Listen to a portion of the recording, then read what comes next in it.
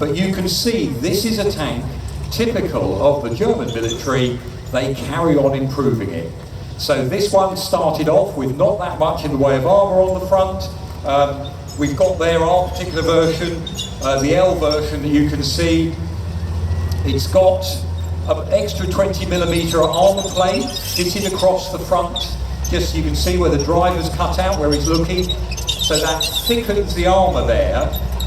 So you've really now got about 50mm of frontal armour to protect it. So each time they're coming out with a new model, they're either thickening up the armour or increasing the firepower. The early models of these had a 37mm of the standard anti-tank gun fitted. This is now, we've souped that up to the 5 Poland after World War II. So huge numbers are made by the Russians during the war. It is considered by many a very successful tank, but also, if you're honest about it, it's also the tank that was knocked out the most in World War II. So large numbers of these are knocked out by German anti-tank guns, by mines, by other German tanks. The simple fact was the Russians could make so many more of them, and their genius was really in simplifying the production. So they cheapened the cost of making a T-34 as the war goes on. They simplified production because they have to move the factories away from the advancing German army. They changed the design of it in the early 1930s. This is a vehicle that, even though lots of times if you watch the documentaries, everyone will say, well, it wasn't very good, was it? It didn't really stand up to Western tanks like the Sherman that much in the Pacific War.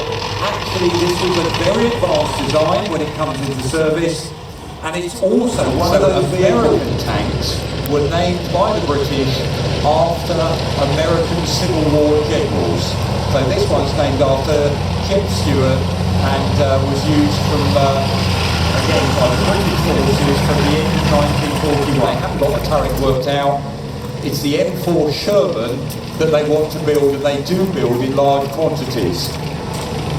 Now this particular Sherman, it's an M4A2E8.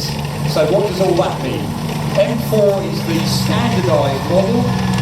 A2 means it's got pedal motors, 12-cylinder, creepers on the back. And here is one of those more standard, I would argue, looking Shermans. This one here with the 75mm gun, only a millimetre difference compared to the one behind me, the Fury tank. But again, one of those vehicles that was made in such large numbers, a bit late from the British Army's point of view of coming into service.